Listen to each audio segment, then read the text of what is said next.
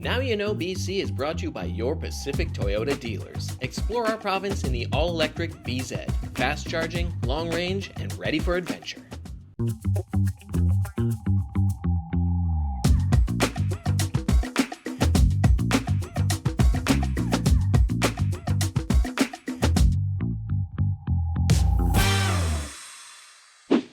Welcome to Now You Know BC. I'm Bob Kronbauer, also known as BC Bob. And on this show, I introduce you to interesting people, places to go, things to see, things that have happened in the past. You will hear our collective stories.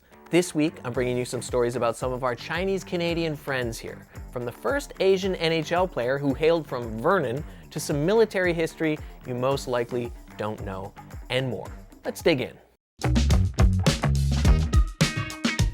Did you know that the first NHL player of Asian descent was from Vernon, BC? It's true. Larry Wong was born in Canada in 1923 to a Chinese mother and father, and in a lot of ways, he was like the Jackie Robinson of the NHL. Now, Jackie Robinson was the first black player to play in Major League Baseball, just months before Wong stepped onto the ice for a single shift playing for the New York Rangers. Wong only had 1 minute of play in a 1948 game where he and his team competed against Maurice Richard and the Montreal Canadiens. But he broke the color barrier and began to pave the way for others who would follow him. He started playing on a frozen pond in Vernon's Chinatown, which barely exists today. One of the buildings remains, and it's the old Masonic Hall that still stands there. When I was a kid, we'd go to a restaurant there called Lotus Gardens, which obviously isn't there anymore, but it was just steps from the old pond where Wong and his friends played on the ice a few decades before. It was owned by a nice guy named Harry. He was the best. At first, they used frozen horse poops as pucks, and they made their own sticks. But eventually, Wong made his way into the minor leagues and proper gear, and then the NHL. After his brief stint there, he went back to the minors for a while, and when his playing was over, he went on to a long coaching career. A couple years back, an illustrated book was written about his life and times, which was written for young adults, but it's something I'd recommend a read through no matter how old you are. I loved it. One of his nicknames was King Wong, and he passed away in Calgary in 2018. If you go to the Vernon Museum and Archives, they'll tell you more of his stories, and if you ask real nice, they might even show you the original Larry Wong hockey cards that they have in their collection. There's more than one hockey card. And now you know. We're going to break, and when we get back, I'm going to talk to Bud Wong, who has an amazing story about World War II and his secretive force.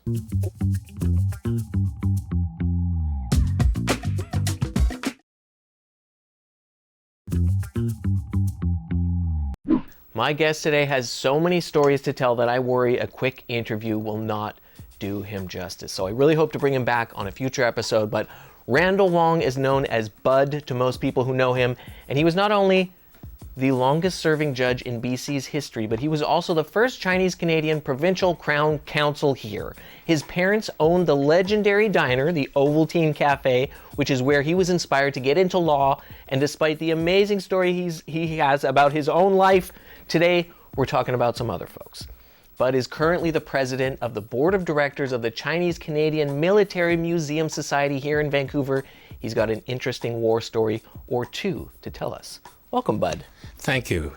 So tell me about Force 136. What was that? Well, it was a special commando unit where they recruited Chinese Canadians to do sabotage and spy behind Japanese lines and report back. They had to use Asians simply because if you're going to drop them behind enemy lines, they had a similar operation in Europe where they had Caucasians, but you had to use Asians, and certainly in Southeast Asia, occupied by Japanese during the war, there were lots of Chinese-speaking Asians there. So they asked for volunteers of Chinese Canadians already in the Canadian Army, and those who volunteered were, and this was an operation operated by the British, not the Canadian Army, but they chose to recruit from Chinese Canadians serving in the Canadian Army. This is in World War II. World War II. Okay. And basically, you volunteered, and they had a code name, which was Secret Operation Executive Force 136. Uh-huh. And their code name for that operation was Operation Oblivion, because there's a good chance if you volunteer, you might not come back. Yeah, I always thought that it was strange that they recruited Chinese Canadians to pose as Japanese soldiers, but that wasn't the case. That wasn't the case. They were posed as civilians, and basically they were trained in radio and also sabotage, and they were also to recruit the local populace to assist them in the fight against the Japanese. And this wasn't just in Japan. This was occupied territory. This was occupied territory, such as, at that time, Malaya and Burma, primarily. Uh-huh. And once they volunteered, they had British Army instructors, and they were trained at Lake Okanagan near Kelowna at a site called Commando Bay. Commando Bay? Yes. On Okanagan Lake? Yes. Yeah. And it's still there today. Okay. And they were trained in guerrilla warfare, and also they were given cyanide pills that if you were about to be perhaps captured, obviously the Japanese would show you no mercy. So they would then use the cyanide pills. Wow. How many Chinese Canadians served in World War II?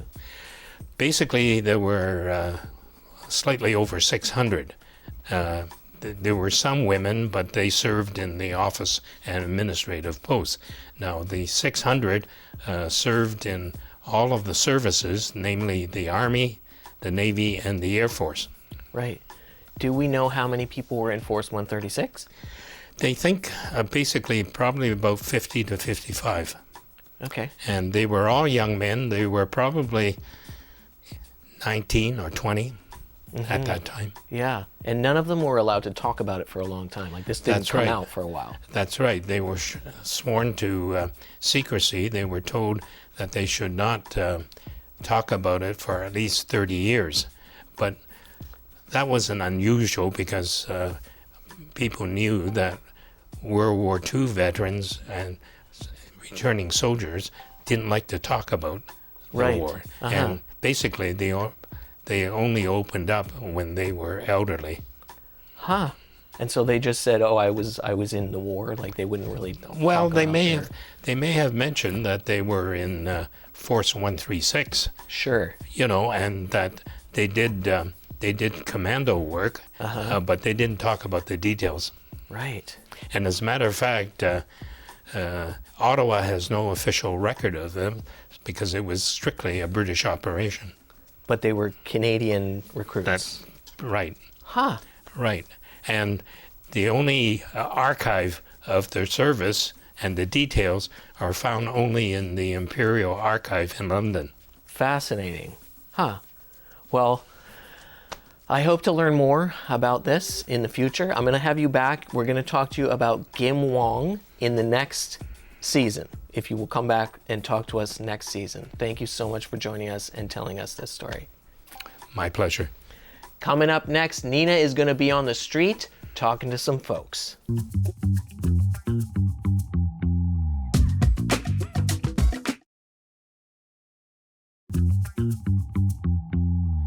Welcome back to Now You Know BC. Neena is in Chinatown in Vancouver talking to some people about Chinese Canadian history.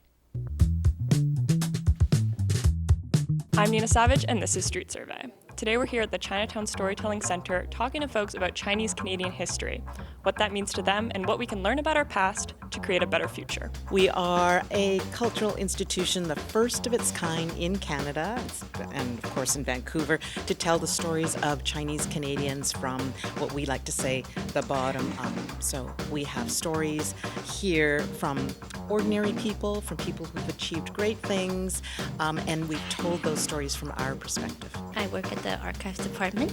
I help to digitize a lot of the photos that you can see in a recent exhibition. I also help collect a lot of artifacts that were donated by a lot of Chinese Canadians that were once active in Chinatown and also live in Chinatown, and that contains a lot of their stories, and we hope to preserve that part of the story.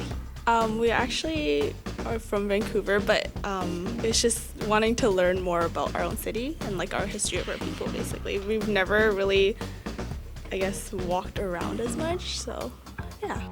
My family grew up here, as well as I'm from Vancouver, so we have lots of roots here. My great-grandmother used to take me here and shop and see all the different sites here in Chinatown, so I have all those memories of her and the neighborhood and how special it was with our time together.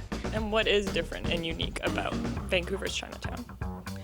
We'd like to say it's ground zero for all Chinese arrivals in Canada. They came, they arrived in New Westminster, they went to Victoria, they came to Vancouver, built the largest Chinatown, and then they headed east and they headed up into the province.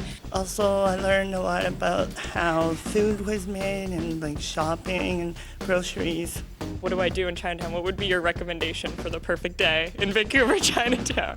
Well, come here first. We'd love to show you around our space. I think people come away feeling that it's an intimate space, they can relate to it, there are some stories there that they might be able to contribute to, and it's not just for Chinese Canadians, this is for all visitors. We actually just went to Phnom Penh before coming here, so that place is really good if anyone wants to go. Okay, you can start off with Newtown Victory, which is right next to us. They're really popular with their pastries, a lot of the Hong Kong style pastries. You can get them from there with very cheap prices that you can start off with. And then, you know, there's a lot of like houseware goods that's like very old, like vintage stuff that you would not used to buy from anywhere else. You can find it on Chinatown. Even like herbal stuff. If you're into like Chinese medicine, you know, this is a very good place to go look for those stuff. I think some of my favorites here are Chinatown barbecue. I think that's the main staple. I do like having dim sum at J Dynasty, as well as I like Dina Mao across the street. But I'd like to also add that we have a lot of cool bars here that I also like to go to. There's Laoway and Bagheera, as well as Chickadee and the Kiefer bar, so I frequent those quite often. So there's lots to learn here at the Chinatown Storytelling Centre, but I think the biggest takeaway is that you just need to come down here, come to Chinatown, and experience it for yourself.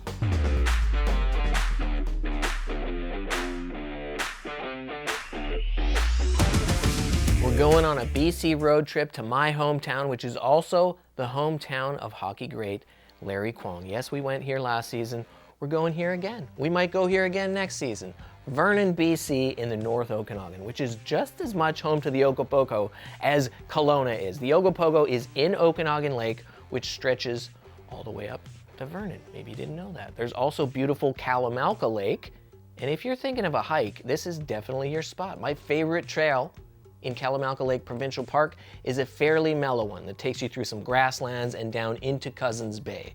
It doesn't take you to Commando Bay, but it's a great bay. And I may have mentioned this on a previous episode, but Vernon was literally crowned the Trails Capital of BC in 2023. In spring, summer, and fall, and even winter, there are some great trails you're going to want to explore here. But if a hike isn't your speed and you still want to spend some time outdoors, Silver Star Mountain, that's the place. In the winter, again, obviously, it's a ski resort, but in the other seasons, they've always got something to do here, and it's like its own little town, a proper ski village, just 20-minute drive from downtown Vernon. On a different note, I was recently asked what place in BC has a surprising restaurant culture, and I was actually surprised myself that the word that came out of my mouth was Vernon, because I did not always feel that way. When I was a teenager, I was a delivery boy for Pizza Hut here. And I also washed dishes at a family restaurant called Smitty's, which seemed like two of the town's best food options at the time. And you could smoke cigarettes in both of those restaurants. That's how long ago this was. But in the present day, things are way different. Not only do people not smoke in restaurants, but there are a ton of creative, welcoming spots here that make incredible meals. B&A Brewing, Cambium Cidery, and The Rise are at the forefront of Vernon's vibrant restaurant scene.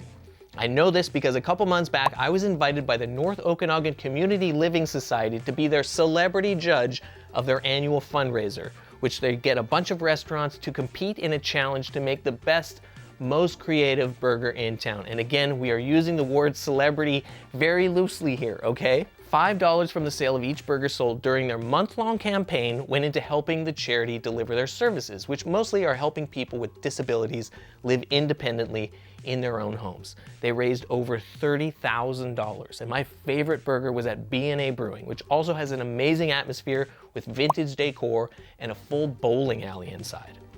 Their burger was called the Orchard Burger, and it had apple, homemade hickory sticks, and it was pretty much perfect. Another great spot I had was at the family-owned Cambium Cidery, which has a full patio where you sit on the actual orchard where they source the apples for their cider, and the food there, just so great. Now, I talk about my sister on the show a fair bit. Hi. Hi. I'd be remiss to not mention my favorite restaurant in Vernon, and it's not just because she happens to be the manager of it. It's called The Rise, it's new, and it's at the Edge Golf Course above Cal Lake in Okanagan Landing. It's fine dining, it's not priced that way, and even if I wasn't prone to nepotism, I would still tell you this is the best place to eat, if not for the food, for the views. Tell them I sent you. Switching gears, if you're into history, you're gonna wanna head to the historic O'Keefe Ranch for an afternoon tour or to explore it on your own. It's just a few minutes outside of town, and here you'll learn about how the O'Keefe family came in a long time ago and settled here. And you'll also learn a surprising amount about the Okanagan Indian Band and the Sea Elk folks, one of whom the rancher had children with and whose descendants still live nearby on the OKIB Reserve to this day. Have a burger in Vernon and enjoy your BC road trip.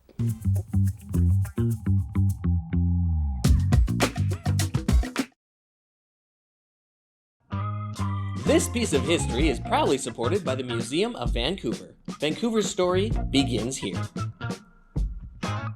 We are in the basement of the Museum of Vancouver, formerly known as Collections Storage. And we're looking at some items today, some pieces of history from the early 1900s in Vancouver. This is Denise Wong. She's going to tell us about some of these items. What are we looking at here?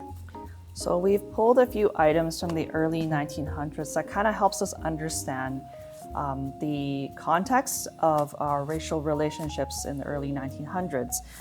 You can see here in our collection, we have this piece here, the Bismarck Cafe piece, which is from 1907, and on it you see white cooks only. And if we pan out and look at some of these other items, we have the coaster and a fork from the White Lunch restaurant chain. This is showing a map of all the places white people only are eating lunch? Well, that was the way they had promoted the business. So because at the time it was post kind of the end of the CPR rail, and then there was economic downturn. And so there was a perceived threat from immigrants coming to Vancouver, taking jobs away from people.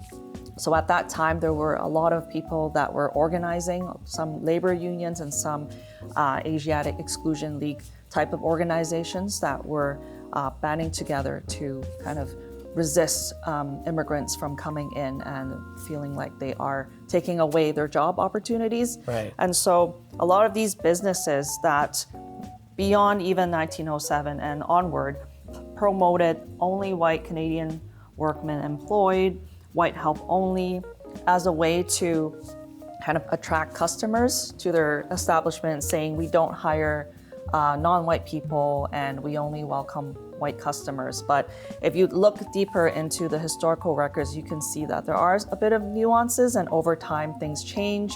And that we also heard that some actually Chinese Canadian men had worked in some of the businesses, like in the back kitchen of White Lunch. So it's very interesting to kind of see that in the context of what was happening at the time, because while there were many public spaces and businesses that had excluded Asian people, there were also businesses like the Yucho Chow Studio.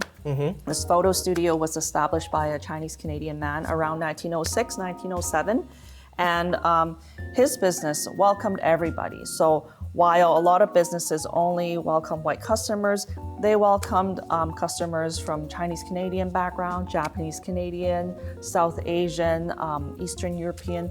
Lots of different customers had taken photos in the studio, the family portraits that they would send back home to their families. These were all very important aspects of Vancouver history, and we can see how at that time there were a lot of different attitudes towards racialized peoples, but also seeing how some business owners were being very entrepreneurial and looking for opportunities to create these kind of welcoming spaces so that more people could, shop with them or, purchase services from them. Yeah, and so the story of exclusion and racism goes from the early 1900s, 1907, all the way up to 1997 and today, obviously, but we learn a lot about this stuff, and there's a lot more in the collection here at the Museum of Vancouver. Vancouver's story begins here. That's the show for this week. Big thanks to everybody at the Chinese Canadian Museum in Vancouver's Chinatown, the Chinese Canadian Military Museum, Bud Wong, everybody at the Museum of Vancouver, show director Derek Wong, roving reporter Neena Savage, editor Arav, and everybody at employee-owned CHEK Media. Follow me on social media for more stories, and check out my Now You Know BC Almanac at bcbob.ca. You can buy copies there for $25 and subscribe to my newsletter where I do regular giveaways and I tell more stories like I tell here on the show. And of course, I will see you here next week on CHEK when I'll tell you more stories about this great province of ours. And now you know BC.